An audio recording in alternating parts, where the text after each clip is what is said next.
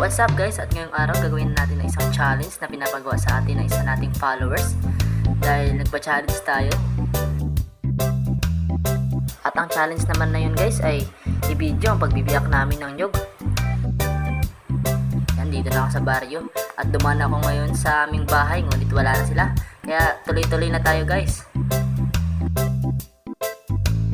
Napadaan muna tayo dito kay Kuya Junjun dahil nakita ko siyang pangiti-ngiti.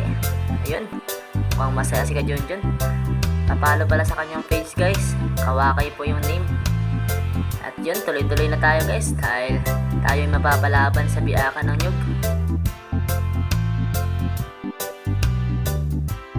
Fast forward lang po natin, pasensya na po kung malikot ang ating camera dahil ako lang po ang nag-video.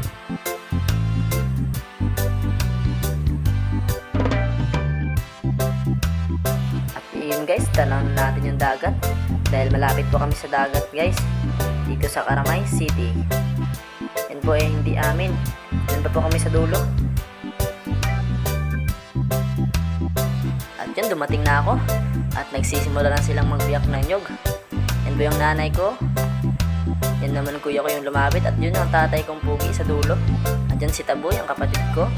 Dito rin yung aking mga ate at ang aking mga pamangkin dahil sila daw ay tutulong pero paupo-upo lang. Yan po sila. At yun, fast forward lang po natin, baka mainip kayo sa panunod at hindi nyo natapusin. At yun guys, tumayo muna ako dito para mag video. Yan po ang aking pamilya at hindi pa po kami kompleto. Yan po yung nanay ko, bakbak po talaga si nanay oh. At yun, dumating ang aming import na si Madam Norse. Kala mo tutulong pero makapagkwentuhan lang yan dito.